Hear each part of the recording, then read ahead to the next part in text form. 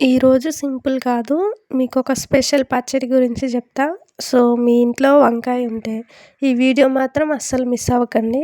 So, hi guys, welcome back to my channel SRZ009. Welcome to my cooking vlog.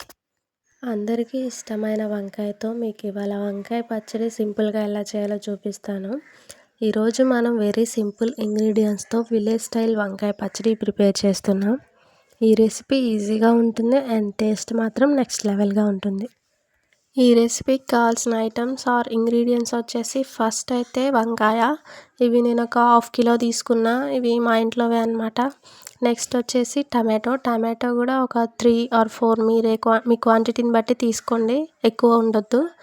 తర్వాత పచ్చిమిర్చి కూడా మీరు ఎంత కారం తింటే దాని ప్రకారం తీసుకోండి. నేను ఒక 10 తీసుకున్నా. తర్వాత ధనియాలు, జీలకర్ర, ఉల్లిపాయ, వెల్లుల్లిపాయ, చింతపండు ఇవి తీసుకోవాలన్నమాట. సో మన వంకాయ పచ్చడికి ఐటమ్స్ కావాలన్నమాట. సో ఒక్క ఐటమ్ మిస్ అయినా కానీ టేస్ట్ మారిపోద్ది. అండ్ తర్వాత మనం తీసుకున్న వెజిటేబుల్స్ అన్నిటిని నీట్గా వాష్ చేసుకోవాలి. మేమైతే మా ఇంట్లోయే కాబట్టి ఒకసారి వాష్ చేసాం. మీరు మార్కెట్ నుంచి తెచ్చుకుంటే కొంచెం నీట్గా వాష్ చేసుకోండి. సో అవి వాష్ చేసుకున్నాక నెక్స్ట్ కటింగ్ చేసుకోవాలి. వంకాయలకి ఒక వాటర్ తీసుకొని వాటర్లో సాల్ట్ వేసుకొని వాటిని కట్ చేసి అందులో వేయాలి. అండ్ నెక్స్ట్ టమాటోస్ కూడా కట్ చేసుకోవాలి. తర్వాత పచ్చిమిర్చిని కూడా నీట్గా వాష్ చేసుకొని ఒక పక్కన పెట్టుకోవాలి. సో నెక్స్ట్ స్టెప్ వచ్చేసి రోస్టింగ్ అనమాట. ఒక ప్యాన్ పెట్టుకొని అందులో కొంచెం ఆయిల్ వేసుకొని వెల్లుల్లి, నెక్స్ట్ జీలకర్ర, ధనియాలు ఇవన్నీ వేసుకొని కొంచెం ఫ్రై చేసుకోవాలి. దాని తర్వాత అందులోనే పచ్చిమిర్చి కూడా వేసేసి ఫ్రై చేసుకోవాలన్నమాట నీట్గా. అవి ఎంత మంచిగా ఫ్రై అయితే టేస్ట్ అంత బాగుంటుంది. అండ్ అవి ఫ్రై అయ్యాక నెక్స్ట్ మనం ఒక ప్లేట్లోకి తీసుకొని పక్కన పెట్టుకోవాలన్నమాట వాటిని. సో మనం పచ్చిమిర్చిని నీట్గా ఫ్రై చేసుకోవాలన్నమాట, ఎక్కువ మాడకూడదు.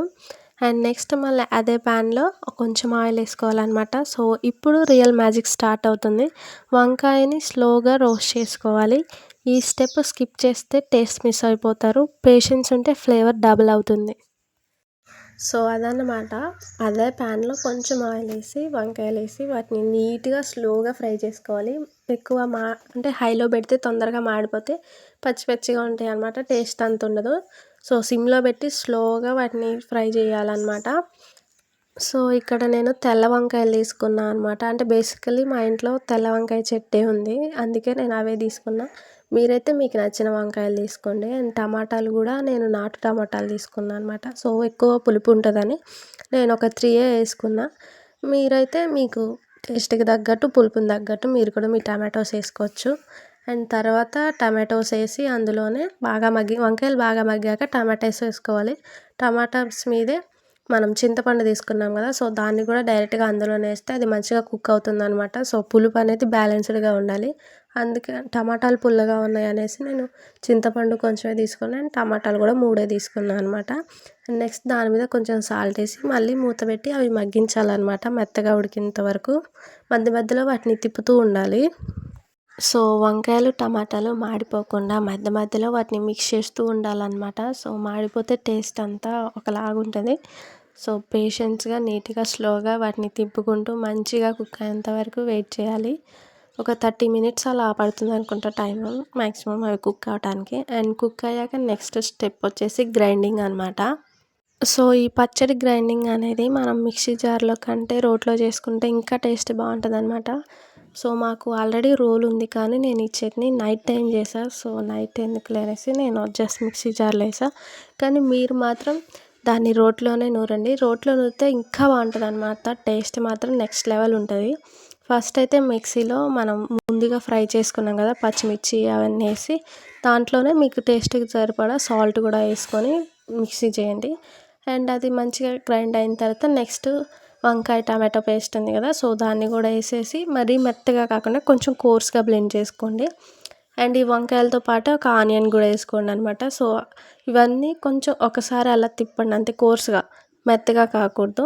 సో మన వంకాయ పచ్చడి ప్రిపరేషన్లో ఇదే లాస్ట్ స్టెప్ అనమాట. అండ్ ఇంపార్టెంట్ కూడా. ఇది లేకపోతే చట్నీ మనం అసలు తినలేము కూడా. దీన్ని ఖచ్చితంగా చేయాల్సిందే స్టెప్. ఏంటి అంటే సో మనం గ్రైండ్ చేసుకున్న చట్నీని తాలింపు పెట్టుకోవాలన్నమాట. సో తాలింపు కావాల్సిన ఇంగ్రీడియంట్స్ ఏంటి అంటే సో ఇంగువ, కరివేపాకు, కొత్తిమీర, జీలకర్ర, తాలింపు గింజలు అండ్ ఎండుమిర్చి.